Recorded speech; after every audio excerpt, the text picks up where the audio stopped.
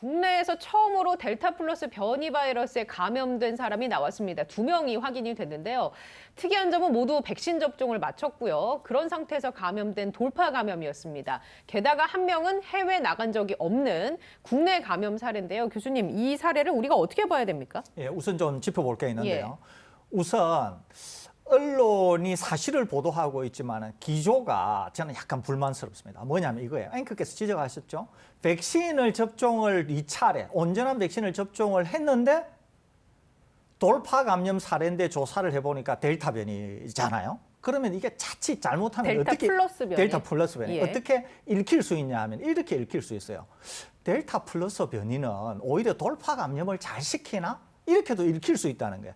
우선 전혀 그렇지 않다는 것을 먼저 지적해 드립니다. 지금 화면에 델타 플러스 바이러스가 나오고 있는데 굉장히 복잡해 보입니다. 예, 그렇습니다. 설명해 주시죠. 예, 우선은 델타 플러스 변이가 돌파 감염을 더 잘 일으키는 건 아닙니다. 그냥 코로나 바이러스입니다. 그러니까 백신을 접종을 하든 백신을 접종을 안 했든 또는 특정 백신을 접종하든 아니든 상관없이 그냥 감염시킬 수 있는 사람은 감염을 시킨다는 거예요. 그런데 단지 우리나라에서 확인을 해보니까 백신 접종을 했는데 돌파 감염 형태로 감염이 된 사례였다는 거죠. 그러면은 델타 플러스가 뭐냐는 거예요. 이겁니다.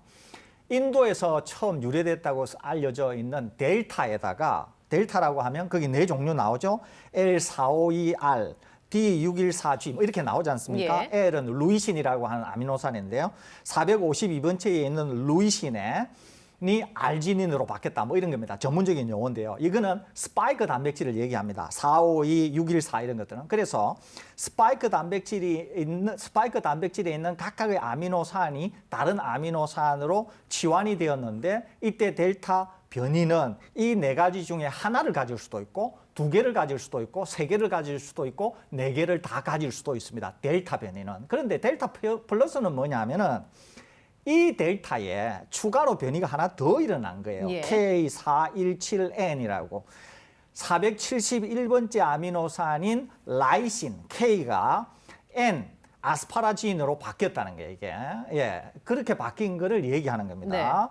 네. 이렇게 바뀌면은 이제 데이터는 충분하지 않는데 몇몇 이제 인사들이 이런 얘기를 하는 거죠. 하나는 중화항체를 좀 무력화시키는 것 같다. 그러니까 면역 기능을 좀 회피하는 것 같다는 거 하나 하고요. 두 번째는 확산이 좀 빠르라 보인다라고 하는 예. 거예요. 세 번째는 심지어 위중증도도 많이 일으키는 것 같다. 이렇게 얘기하는데 이런 것들은 아직 확인된 바가 없습니다. 그렇기 때문에 델타 플러스가 첫째, 확산을 잘 일으키는지, 두 번째는 병원성이 더 뛰어난 건지 이거는 아직 확인된 적이 없다라고 하는 걸 먼저 말씀을 드립니다. 예. 우리나라에서 2명이 확인됐다 그랬잖아요. 그런데 한 사례를 보는 게 더 중요할 것 같습니다. 한 사례.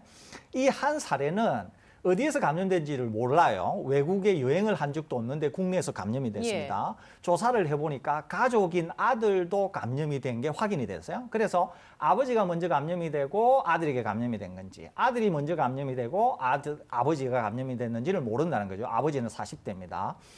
당국이 추정하건대는 국내에서 유행하는 국내에 있는 어떤 델타 플러스가 아버지 또는 아들을 먼저 감염시켜서 집안에 감염 사태가 일어난 게 아닌가라고 추정하고 있어요. 그런데 제가 아까 확산이 더 빠른지 중증화가 더 많은지 이거 모른다 그랬잖아요.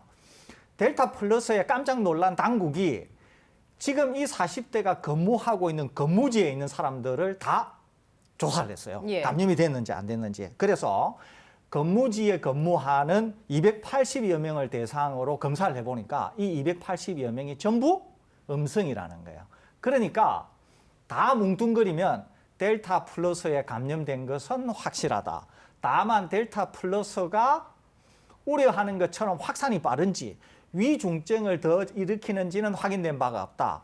직장을 조사해서 280명이 감염이 안 된 것으로 봐서 언론이 얘기하는 것은 아직은 지켜볼 것이지 공포를 조장할 단계는 아니다. 이렇게 정리할 수 있겠습니다. 예. 방역 당국에서도 어제 이제 못을 박아서 이야기를 했는데요. 이 델타 플러스 변이가 기존에 확인된 다른 변이와 비교했을 때 전염 전파 속도가 빠르다거나 네. 혹은 중증으로 이어질 가능성이 높아진다라고 볼 만한 근거가 아직까지는 전혀 없다라는 게 방역 당국의 입장입니다. 그렇기 때문에 방금 설대우 교수님께서 말씀하신 것처럼 예. 너무 공포스럽게 생각하실 이유가 전혀 없다라는 거 말씀드리고요. 사실 델타 변이 바이러스가 지금 무서운 속도로 빠르게 확산이 되고 있습니다만은 그것은 델타 변이 바이러스 자체의 문제라기보다는 예.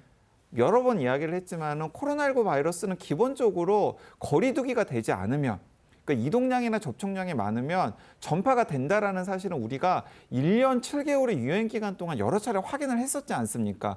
그 연장선상에서 전파가 되고 있다라고 파악하는 것이 훨씬 더 합리적이라고 생각이 들고요. 그리고 그런 델타 변이 혹은 델타 변이 플러스 바이러스조차도 백신을 접종하면 충분히 예. 막아낼 수 있다라는 게 전 세계 전문가들의 공통된 의견입니다. 예. 결국 백신이 중요한데 그런데 이제 저희도 어제도 다뤄드렸지만 백신을 맞았는데도 감염이 되는 이 돌파 감염 때문에 백신을 뭐 안 맞아도 되는 거 아니야? 어차피 맞아도 걸릴 거면 이런 식의 인식도 있는 것이고 그렇지만 그게 아니다. 그럼에도 불구하고 백신을 맞아야 된다라는 얘기 해드리고 있잖아요. 관련해서 폐사진이 좀 뭐랄까요? 또 논란이 되고 있습니다. 논란이라기보다는 백신을 꼭 맞아야 하는 이유를 뒷받침해주고 있는데 이 사진은 어떤 겁니까? 교수님 설명을 좀 해주시죠. 예, 우선 사진을 한번 띄워주시면 좋을 것 같은데요. 이 사진은 화면의 왼쪽은 백신을 접종 안 하신 분 폐 사진이고요. 오른쪽 폐 사진은 백신을 온전히 접종을 했는데 돌파 감염이 된 겁니다. 저쪽에 폐에서 폐가 약간 검게 보이는 거 있죠? 예. 검게 보이면 검게 보일수록 정상에 가까운 겁니다. 그러니까 왼쪽에 백신 접종을 안 한 분 환자의 폐는 하얗잖아요. 네. 저 하얀 것은 왜 그러냐면 바이러스가 많아서 염증이 많이 생기고 폐가 상당히 손상을 많이 받아서 저렇게 생기는 거거든요. 그런데 오른쪽에 보시면은 상당히 검은기가 많잖아요. 네. 저것은 바이러스가 침투를 했음에도 불구하고 백신에 의해서 상당히 보호되고 있다는 겁니다. 저게. 그렇기 때문에 미국의 한 병원에 있는 호흡기 내과 의사분이 백신 접종이 얼마나 중요한가라고 하는 것을 설명하기 위해서 언론에 공개한 폐 사진입니다. 저게. 예. 그렇기 때문에 돌파 감염이 되어도 충분히 보호 효과가 있다고 하는 것, 위중증으로 빠지지 않는다고 하는 것, 이 폐 사진으로 즉 드러날 수 있고요. 또 하나는 우리나라에서 돌파 감염에 의한 희생자분이 한 분이 나왔습니다. 그러니까 돌파 감염이 돼서 사망하신 분이 한 분이 나왔는데요. 그건 좀 예. 이렇게 설대우 교수님 설명 듣기 전에 통계를 먼저 좀 확인을 네. 해드리는 게 나을 것 통계 같은데요. 확인하고 네, 교수님께 그렇습니다. 시간 드리겠습니다. 국내 돌파 감염 사례가 총 1,132명 나왔어요. 네. 자, 그런데 1,132명이라는 숫자만 놓고 보면은 돌파 감염 사례가 1,000명 이상이나 나왔어? 하면서 놀랄지도 모르겠습니다만은 우리나라에 백신 접종하신 분이 2천만 명이에요. 2천만 명 중에서 1,132명의 돌파 감염 사례가 나왔다라는 겁니다. 그런데 대부분은 다 본인이 코로나19 바이러스에 감염되었는지도 모르는 무증상이었어요. 그리고 증상이 있었던 분들도 가벼운 감기 정도의 증상이었었습니다. 자, 그러니까 백신 맞은 사람들 중에서 돌파 감염 사례가 나타난 비율도 0.018% 정도로 굉장히 적고요. 2천만 명 중에 1,132명. 거기에다가 위중증으로 빠진 분은 8명이었어요. 8명. 근데 이제 8분이었는데 사망한 사례가 이제 한 명이 나왔다는 그러니까 거잖아요. 8명인데 그러니까 그 8명도 2천만 명 중에 예, 8명이란 2천만 명 중에 8명이란 소리고 예. 그 8명에 덧붙여 가지고 한 명의 사망 사례가 나왔는데 그 한 명도 2천만 명 중에 한 명이었다라는 거죠. 그렇습니다. 2천만 명에 이제 한 분이 이제 안타깝게도 사망을 하셨다는 거죠. 그러니까 2천만 명에 한 분을 사망하셨고 이분이 연령이 80세세요. 80대세요. 화이자를 접종한 80대. 거기다가 화이자를 2차 온전히 접종하셨다는 겁니다. 물론 화이자라고 하는 좋은 백신을 맞았는데도 사망하네. 이 얘기를 하려고 하는 게 아닙니다. 그러니까 중요한 것은 돌파 감염이 2천만 명 중에서